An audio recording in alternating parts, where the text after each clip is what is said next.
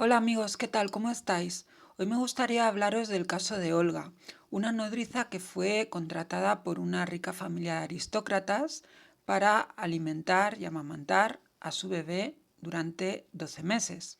Como sabéis, una nodriza es una mujer que se dedica a amamantar a bebés de otras mujeres y estaban especialmente de moda en siglos pasados, como por ejemplo el siglo XIX, pues había familias ricas que consideraban que no era adecuado que la mamá amamantase a su bebé.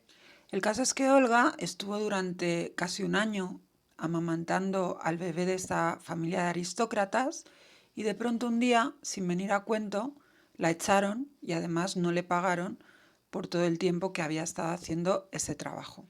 Olga decidió que no se iba a quedar de brazos cruzados y que iba a reclamar ante los juzgados el dinero que la familia le debía y para ello interpuso una demanda. Un año después de haber interpuesto la demanda, Olga todavía no había tenido ninguna noticia del juzgado. Decían que el juzgado estaba colapsado, que había un gran volumen de asuntos y que su demanda estaba en trámite. Pasaron 6 meses más y Olga volvió a acudir al juzgado para preguntar por qué el juez no había resuelto su demanda, pero le decían que el juez estaba muy ocupado, que había asistido a unas reuniones en el Tribunal Supremo muy importantes, que estaba resolviendo un litigio que tenía una gran importancia, que al juez le habían otorgado una comisión de servicios en otro tribunal temporalmente y que probablemente hasta dentro de un año no volvería. El caso es que pasó el tiempo, bastante tiempo, y cuando por fin Olga tuvo noticias del juzgado y de su demanda, era para citarla a una conciliación previa. Al acto de conciliación se presentaron ella y la familia de aristócratas que se negaron a llegar a un acuerdo con ella y a pagarle el dinero que le debían. Meses después del acto de conciliación, Olga recibió una nueva citación del juzgado para acudir a una audiencia previa al juicio en la que podría proponer todos los medios de prueba de que intentara valerse. Tras la celebración de la audiencia previa al juicio, pasaron más meses y finalmente Olga recibió una citación para el juicio propiamente dicho. Tras la celebración del juicio, los autos quedaron vistos para sentencia y Olga tuvo que esperar un tiempo más hasta que el juez pudiera examinar detenidamente su caso y, en su caso, fallar a su favor. Bueno, pues tenemos que decir que Olga ganó el juicio, le estimaron la demanda y condenaron a la familia de aristócratas a que le pagara sus honorarios. Este de aquí era el bebé cuando Olga ganó la sentencia. Se había convertido en coronel del ejército de tierra. Y esta de aquí era Olga.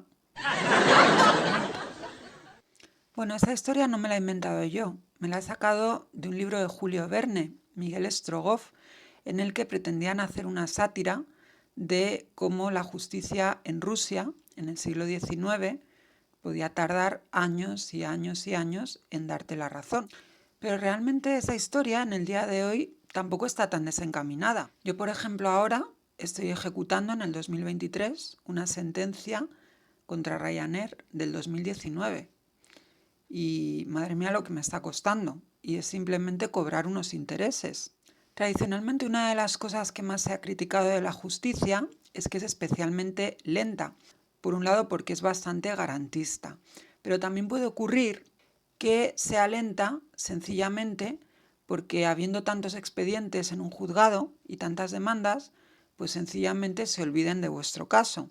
Y bueno, ahora que los expedientes son digitales ya ni os cuento. Bueno, de aquí sacamos como conclusión que es fundamental para que la justicia funcione que haya un funcionario específicamente destinado a dar impulso procesal a las actuaciones. ¿Y quién creéis que va a ser este funcionario?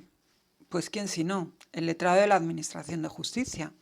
Nos dice el artículo 456 de la Ley Orgánica del Poder Judicial que el letrado de la Administración de Justicia impulsará el proceso en los términos que establecen las leyes procesales. A tal efecto, este precepto nos dice que dictará las resoluciones necesarias para la tramitación del proceso, salvo aquellas que las leyes procesales reserven a jueces o tribunales. Y estas resoluciones tan importantes se denominarán diligencias, que podrán ser de 4 tipos: de ordenación, de constancia, de comunicación o de ejecución. Yo os he encontrado únicamente 2 especímenes de diligencia de constancia y de ordenación, porque realmente diligencia de comunicación y de ejecución no he visto nunca. Os las pongo a pantalla completa para que podáis verlas sin tener que esperar a que os demanden o tener que pasar por la justicia. Os traigo la justicia a casa. Bueno, el artículo 7b del Real Decreto 1608/2005 añade que, además de las resoluciones anteriormente citadas, los letrados de la Administración de Justicia dictarán decretos cuando con tal resolución se trate de poner término al procedimiento del que tengan atribuida exclusiva competencia, o cuando sea preciso o conveniente razonar su decisión. Y así podemos decir que el decreto será siempre motivado, a diferencia de las diligencias, que no tienen por qué ser motivadas, y contendrá en párrafos separados y numerados los antecedentes de hecho y los fundamentos de derecho en los que se base la subsiguiente parte dispositiva o fallo. Es decir, tiene una estructura muy parecida a la de un auto, que es una resolución judicial que dictan los jueces y magistrados. Bueno, además de esta función de impulso y ordenación del proceso, los LAG tienen otra función muy importante, que es la función de documentación.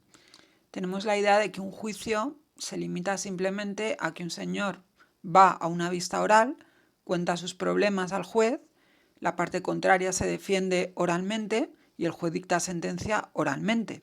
Y la realidad es que no es así. En realidad, todos estos trámites se suelen hacer por escrito. Gracias a Dios que es así. Es mucho más fácil defender un argumento por escrito que oralmente, porque oralmente se nos olvidan las cosas. Bueno, pues el artículo 454 de la LOPJ nos dice que los letrados de la Administración de Justicia son responsables de la función de documentación que les es propia, así como de la formación de los autos y expedientes, dejando constancia de las resoluciones que dicten los jueces y magistrados o ellos mismos cuando así lo autorice la ley. Efectivamente, si leemos las resoluciones procesales que dictan los juzgados, veremos que todas, absolutamente todas, acaban con 2 palabras del letrado de la Administración de Justicia: doy fe. Y precisamente por eso, el letrado de la Administración de Justicia debe firmar todas las resoluciones procesales, incluso las sentencias, bajo pena de nulidad. Por otro lado, me gustaría que seamos capaces de distinguir el término autos, en plural, que es sinónimo de expediente judicial, del término auto, en singular, que es como se llama una resolución procesal que dicta el juez o magistrado. ¿Cómo se forma un expediente judicial? Bueno, pues básicamente un expediente judicial, es decir, los autos, son como una especie de librito que se va formando a partir de las actuaciones de las partes.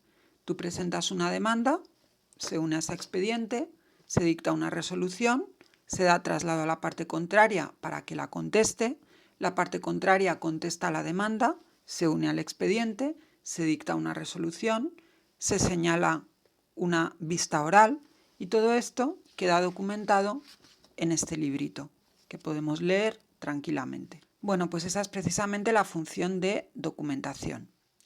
Y por último me gustaría añadir, respecto a esta función, que el artículo 6b del Real Decreto 1608/2005 nos dice que serán responsables los letrados de la Administración de Justicia, además, de la llevanza de los libros de registro, correspondiendo al Ministerio de Justicia la determinación de los que han de existir en los juzgados y tribunales. Libros de registro de procedimientos que hay en el juzgado, de trámites que se llevan a cabo, de procedimientos que se cierran, libros de sentencias. Los hay de todos los colores, sabores y olores. Es cierto que ahora, con el expediente digital, están cada vez más en desuso porque pues casi todo consta electrónicamente. pero antiguamente los funcionarios de justicia, cada trámite que hacían, se iban a un librito de estos y lo apuntaban. Y de esta forma, si se perdían los famosos autos, imaginémonos que había un incendio en el juzgado, era posible reconstruirlos hasta cierto punto mirando estos libros. Bueno, pues esto ha sido todo lo que os quería contar hoy, amigos y amigas. Ha sido un placer estar con vosotros. Dadle a like si os ha gustado el vídeo y suscribíos al canal. Os veo en el próximo episodio.